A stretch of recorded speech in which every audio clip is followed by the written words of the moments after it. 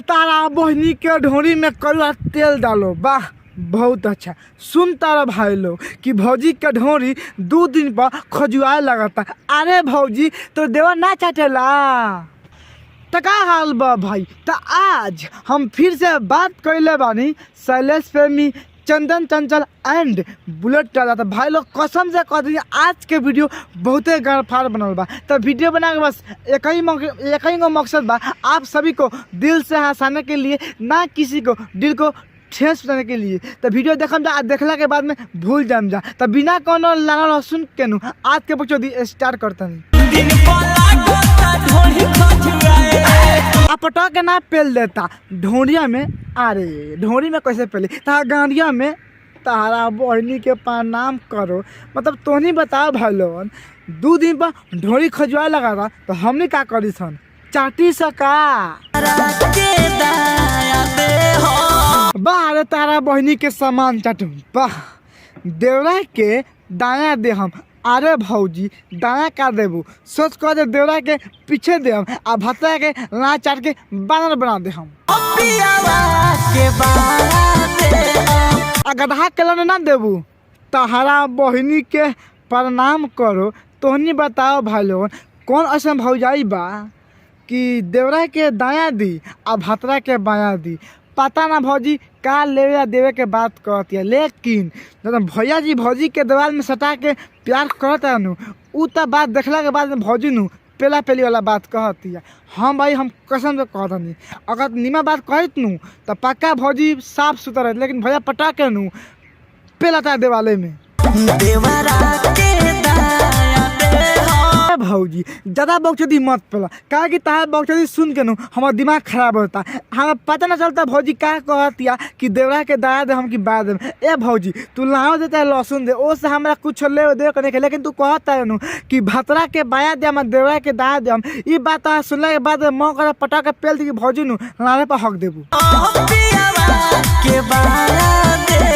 अब देखा भाई लोगन गलती से भौजी का हम पटा के पेल देम नु तब भौजी कही कि देखा ना हई देवरो पेल दे। अब तोहनी बताओ भाई लोगन मतलब जैसे भौजी कहतिया कि भतरा के बाया दे हम देवरा के दाया दे हम, एक मतलब का बा तू बतावा। आए ए भौजी सोच कह दे कि भतार के आगे दे हम आ देवर के पाछे दे हम। ई तना तनी सुनला के बाद में अच्छा लगी तो लाना लहसुन मत कह। गलती से तार बहन के पटा के पेल देम नु हमो कम पेल ही नहीं खी। देखो तारा भैया भौंसी वाला के कैसे भौजी के सिगरेट देता दोनों भैया पीला से कैंसर धले वाला मतलब कि भौजी के दे के पिया के चाहता भौंसी वाला मुँह आवे के। अरे भैया भौंसी वाला लान चटब ए भाई लोग तुझे आगे देखो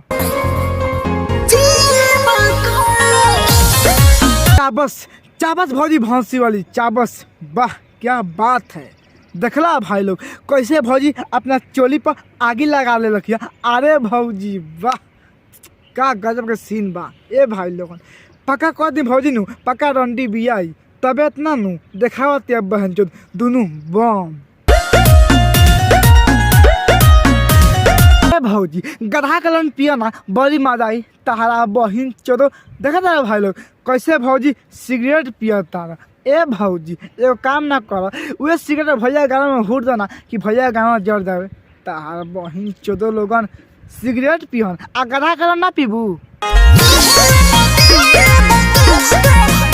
वाह अरे भैया भौंसी वाली वाह गजब क्या सीन बा, का मजा आता, का भौजी के चोली बा। अरे भौजी ऐसा ने ऐसे कह के हम बड़के बाबू के एक बार सटावे अपना ओठ में ओठ कहे कि हम बड़के बाबू नु पगला गल बान। तहार बहिन चोदो कहीं का आवड़ा लाड़ चाट लो बड़ी मजा आई।